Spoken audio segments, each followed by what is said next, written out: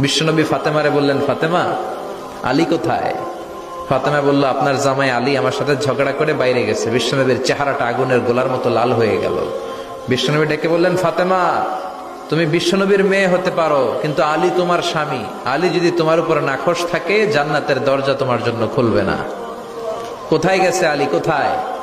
বললেন যে মসজিদে নববীতে গেছে। বিশ্বনবী যে দেখলেন বালির উপরে আলী শুয়ে আছে। বিশ্বনবী মজা করে ডাক দিলেন, ইয়া আবা তোরাব। তোরাব অর্থ বালি, তোরাব মানে কি? বিশ্বনবী ডাক দিলেন, ইয়া আবা তোরাব, মানে হে বালির বাবা আলী, ওঠো। এখন আলী ওঠে না, রাগ করে আসছে। বিশ্বনবী এদিক দিয়ে তাকায়, আলী ওইদিকে তাকায়। বিশ্বনবী ওদিকে আসলে আলী এদিকে তাকায়। মনে মনে করে এতক্ষণ আপনার মাইয়াই গুতাইছে, এখন আপনি গুতাইতেছেন। বিশ্বনবী যাই বললো, আলী রাগ করো না, ওঠো, তুমি আমার চাচাতো ভাই, আমার ঘরেই তো তুমি মানুষ হয়েছ। ঘাপটি মেরে হাতটা ধরে টান দিলেন। সাইয়েদনা আলী উঠতে বাধ্য হলেন। বিশ্বনবী কারো হাত ধরে টান দিলে ওই লোক বসে থাকতে পারে?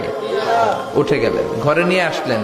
নিয়ে এসে বিশ্বনবী খাটের মাঝখানে শুইলেন। ডান দিকে শোয়ালেন আলীকে, বাম দিকে শোয়ালেন ফাতেমাকে।